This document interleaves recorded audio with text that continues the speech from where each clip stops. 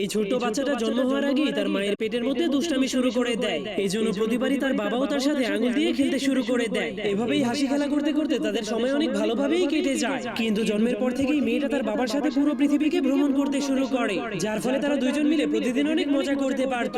কিন্তু তারা তাদের বাড়িতে ফেরার পর মেয়েটা তার বাবার চোখগুলোকে হাত দিয়ে ঢেকে দিত। তখনই তার মা এসে তার কিউট ছোট্ট বাচ্চাটাকে ওয়েলকাম জানাতো। তার বাবা মায়ের সাথে থাকার কারণে মেয়েটার কোনো বিষয় নিয়েই কোনো সমস্যা হতো না। এজন্য মেয়েটার নজরে তার বাবাই ছিল তার একমাত্র রাজা। এরপর ধীরে ধীরে মেয়েটা বড় হওয়ার কারণে সে তার মাকে কাজে সাহায্য করতে শুরু করে। কিন্তু তখনই মেয়েটার মা দুইটা পাখিকে দেখতে পায়, যারা বড় হয়ে যাওয়ার কারণে তাদের মাকে ছেড়ে চলে যাচ্ছে। এই জন্য সে অনেক ভয় পেয়ে ভাবতে শুরু করে তার মেয়ে বড় হয়ে গেলে তাদেরকে ছেড়ে চলে যাবে। এর কয়েক বছর পর মেয়েটা যখনই অনেক বড় হয়ে যায় তখনই সে লুকিয়ে লুকিয়ে তার মায়ের মেকআপ করতে শুরু করে দেয়। কিন্তু এসব দেখার পর তার মা তাকে জোর করে বাচ্চাদের মতো চুল বেঁধে দেয়। কিন্তু মেয়েটা এখন আর এভাবে চুল বাঁধতে একদমই পছন্দ করে না। কিন্তু এর কয়েক বছর পর মেয়েটা আরো বড় হয়ে গেলে তার একজন জাদুকরের সাথে ভালোবাসা হয়ে